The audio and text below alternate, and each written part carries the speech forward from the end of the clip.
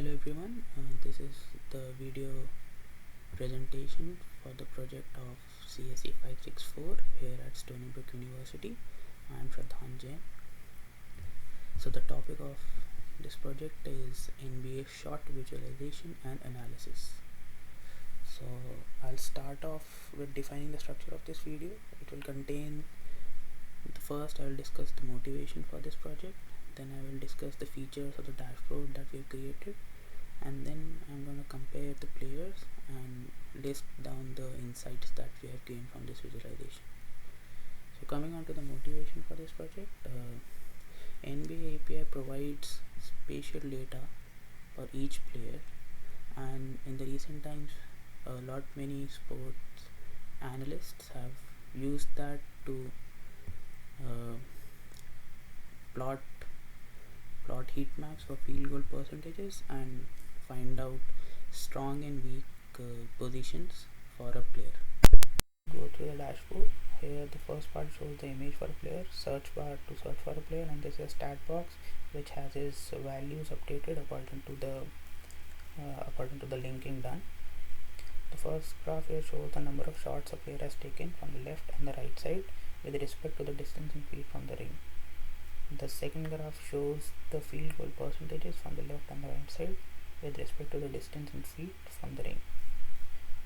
This hexpin map here shows the accuracies of different locations. We have tessellated the half court into multiple hexagons, and the more red the hexagon is, the higher the accuracy. Some of the hexagons here are white because we have filtered them out as the number of shots taken from these locations were less than 4.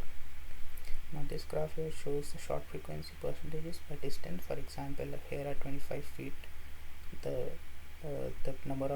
percentages of shot taken by Kobe is 7.8%, and the last graph shows the accuracy for different distances. For example, at 25 feet, Kobe had an accuracy of 36%.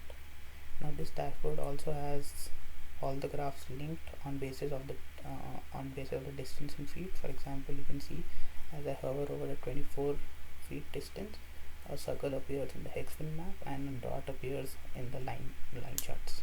Now let's discuss about Kobe. Kobe started his career in 1996 and he ended it in 2006. As you can see, most of his shots come from beyond the 3-point line, and he also takes a majority of the shots from in between the 3-point line and the inner rectangle. And this purple line between the bar graph shows that he was a right-sided. Stats for Stephen Curry. He started his career in 2009 and is still currently playing. As you can see from this graph, it is evident that he takes a lot of shots. He takes the majority of his shots from beyond the 3-point line, just like Kobe. But unlike Kobe, he didn't take a lot of shots between the 3-point line and the inner rectangle. And beyond the 3-point line, you can see there is a peak in the shot frequency graph, which also supports the fact that he takes a lot of shots beyond the 3-point line. Now we'll discuss about LeBron James. That's for LeBron James. He started his career in 2003 and mainly plays as a forward, and that because he is a forward, majority of his shots come from beneath the ring, and that is evident from the fact from this graph and this graph. Now we'll also see stats for Michael Jordan. So for Michael Jordan, the image was not available through the API. Also, he used to take most of his shots in between the 3-point line and the inner rectangle, as is evident from this graph and this graph.